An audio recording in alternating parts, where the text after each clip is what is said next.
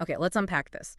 Imagine you're the successful CEO, right? You're totally dialed into your routine, especially when you fly first class. Yeah. You expect, a certain level of service, you've pre-ordered your meal, everything's set. Standard procedure for that kind of travel. Exactly. But then just one small thing goes wrong, your meal, the one you ordered. It isn't available. And this little thing, it triggers this huge chain reaction, a deep realization and consequences that, well, nobody really saw coming. Mhm. So we're diving into a whole stack of material today, all focused on this one incident. It involves a CEO named Darius Coleman and a flight on Stewardess Air. Right. And our goal here, really dig into these sources, pull up the key insights, understand exactly what went down, why it mattered so much, and what happened afterwards. And it's fascinating because what seems like, on the surface, just a minor customer service hiccup, it really blows up. It does. It becomes the flashpoint for exposing these much deeper sort of systemic problems inside this big company. The sources lay it all out, the incident itself, and then this very strategic response that follows. Absolutely. So let's set the scene first. We meet Darius Coleman. He's described as, a highly successful CEO. Top of his game. Yeah, the details really paint this picture of someone who's very used to luxury travel, specifically flying first class on Stewardess Air. You can picture him. Sharp suit, polished shoes, settling into that first class seat. Focused. He's working on a big merger presentation, something for Geneva. Right. And the sources really stress his routine. This wasn't like a one-off flight for him. No, definitely. He always pre-ordered his meal. Yeah. And they specify it. Lobster bisque, then filet mignon. And that's important, right? It's highlighted not just because it's fancy food, but it's like a symbol A symbol of what? of the whole expected treatment. The premium service that Stewardess Air was selling, especially to its first-class passengers, was part of the deal. Got it. Part of the established experience he paid for. But then, that routine just gets completely smashed. The story says a flight attendant comes back to him. And the look on her face is apparently apologetic, at first glance anyway. Right, and she tells him they're out of the luxury meal options, the ones he ordered. And the contrast is just stark. What he ordered, that biscuit fillet, versus what they offered him instead. Which was? Just a simple sandwich and tap water. Wow. Okay. And the description of the flight attendant and her whole demeanor is really key here. Her voice was apparently smooth, but something about it, didn't sit well with Darius. Oh, so? Well, she reportedly hurried off really quickly, gave this kind of dismissive response like, oh, it must not have gone through. Happens sometimes. Brushing it off. Yeah, exactly. Mm-hmm. And apparently turned away before he could even properly respond or ask anything else. Okay, and the scene around him just makes it worse, right? The material mentions other passengers nearby. Yeah, described as all white men, also in tailored suits. And what are they getting? Things like caviar, champagne, served with what's called a lavish display. Okay, so he sees this happening right next to him. The contrast isn't just the food itself, it's the whole experience of service. Exactly. And this is the moment, according to the account, where it really hits Darius. That realization. What's his initial reaction? Confusion, mostly. His jaw tightens, but he keeps his face totally impassive. CEO composure. Right. His first thought is just, what? What just happened? Because like you said, this kind of thing had never happened to him before. Not in a decade of flying Stewardess first class. Never. So that break in a long-established pattern, that's crucial. Yeah. The story says he just stared at that sad little tray they gave him and felt mocked. It became clear to him very quickly this wasn't just some simple mistake, not just an oversight about his meal order. No, it was the attendant's quick dismissal, her body language, the rushing off, the total lack of a real apology. He felt it told him everything. Yeah. The core feeling described is just being fundamentally overlooked.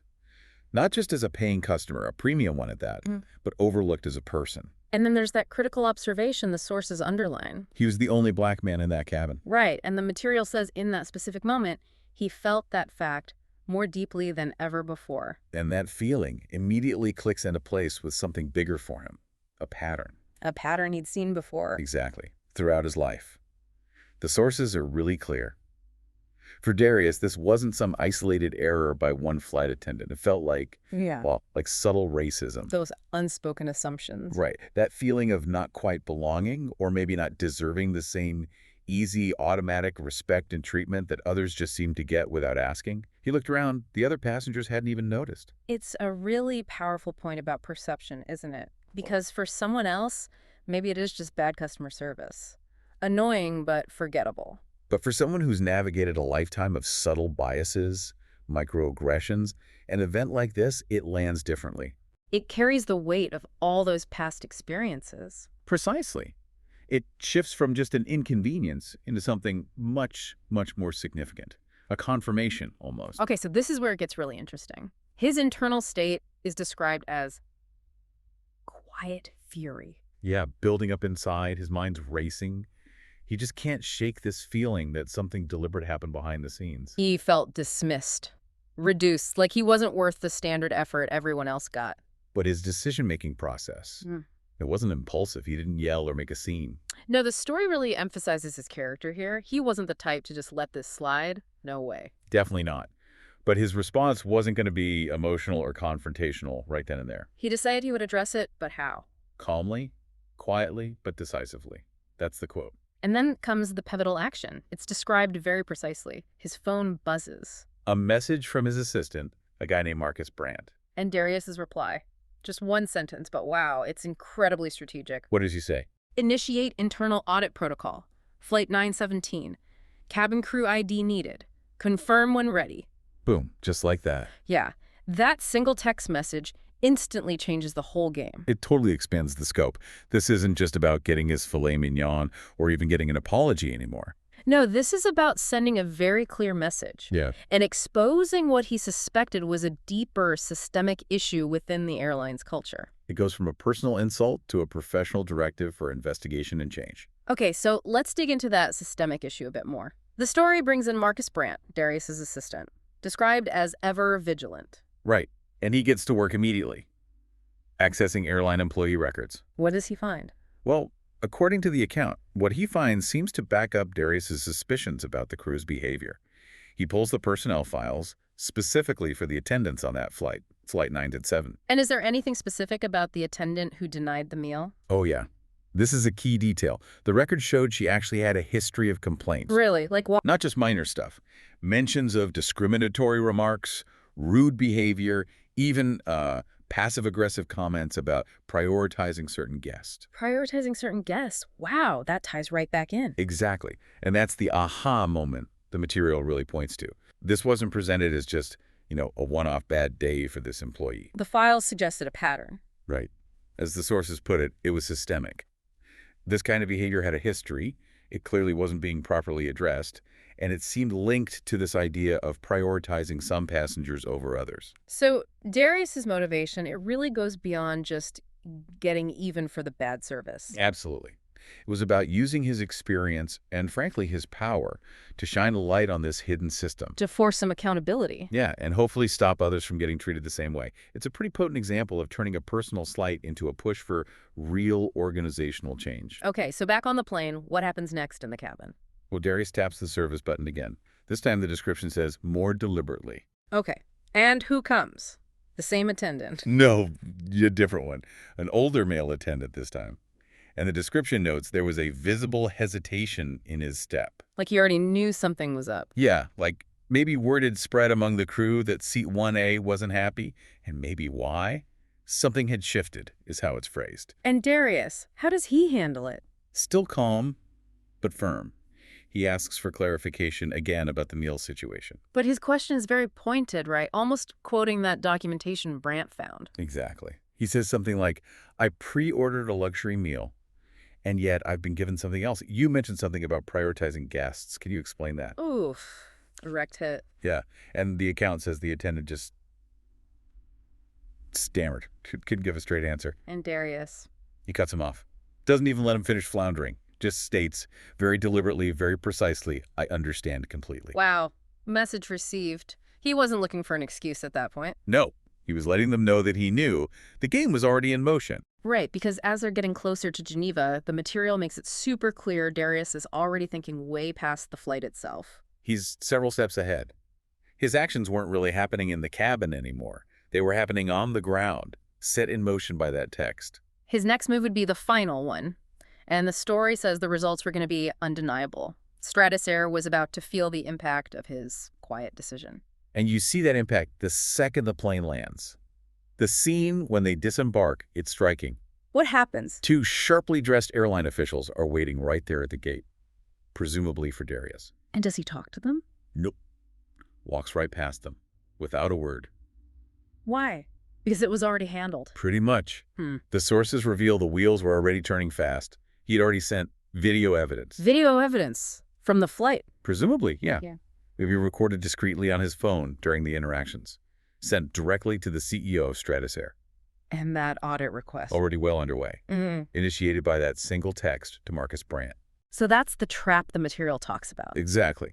What the crew on Flight 917 completely missed was that Darius wasn't just some unhappy passenger they could brush off. He had the means and the motive. And he strategically used that specific incident to expose what the sources call every subtle form of discrimination that had been overlooked for years within the company's service culture. And the immediate consequences for that crew were waiting right outside the plane. Yep. The story says they were met by a team of HR officers. Right there on the jet bridge, probably. So all those behaviors, the dismissive attitudes, the favoritism, suddenly they weren't unchecked anymore. Not at all. It was all coming under scrutiny. The message is crystal clear. You do not underestimate Darius Coleman. So the aftermath, it's described as swift, impactful, but also kind of understated. Yeah, very much so. The crew meets HR and security. Their careers began unraveling before their eyes. Actions under review, employment records frozen while they investigate. And the material is clear. It wasn't just one big dramatic thing they did wrong. No, it was the accumulation, these small slights of discrimination, dismissive attitudes, and favoritism, that whole pattern. And the core mistake they made, according to the story. They didn't recognize the power in front of them when it was seated in seat 1A. They just saw someone they thought they could dismiss. And the way the consequences happened, no big public scene, just being quietly escorted away, that was deliberate too. Seems like it. It wasn't just about firing people. It was a statement from the top, likely driven by Darius's evidence and demands. One seemingly small act of disrespect Ends up pulling back the curtain and unraveling this whole system of complacency that let that behavior slide for who knows how long. And the ripple effect was fast. The change was happening almost before Stewardess leadership even fully grasped what Darius had set off. Yeah, his single action had sparked this major shift in an entire company's values, forcing them to confront stuff they'd probably ignored or downplayed before. The core message that comes through loud and clear Is that respect, equality, in service, and probably within the company culture itself. They're not optional. They are non-negotiable. and what that crew lost was more than just their jobs. Oh, yeah. They lost the privilege of thinking they could dismiss anyone without facing consequences. That assumption of immunity was gone. So wrapping this up, what does this all really mean? This story, pulled from these sources, it gives us this incredible look at how one moment, right? A moment of perceived disrespect on a flight. Filtered through someone's personal history and their current status. Yeah, how that could ignite this incredibly strategic response that basically dismantled a system, a quiet bias within a huge company. And Darius Coleman's power wasn't in yelling or immediate confrontation. It was in the quiet observation, the strategic planning, and then the decisive action after the fact. What's really insightful here, I think, is seeing how one individual who had that determination and, frankly, the leverage. Right, the leverage is key. Could use a personal slate to force such massive company-wide accountability. It really makes you think, doesn't it? It does, and it brings up a really important question for all of us, maybe. When you're facing these subtle but really pervasive issues like bias or just plain indifference, is that calm, strategic, maybe behind-the-scenes approach sometimes way more effective at actually driving change than, say, an immediate public blow-up?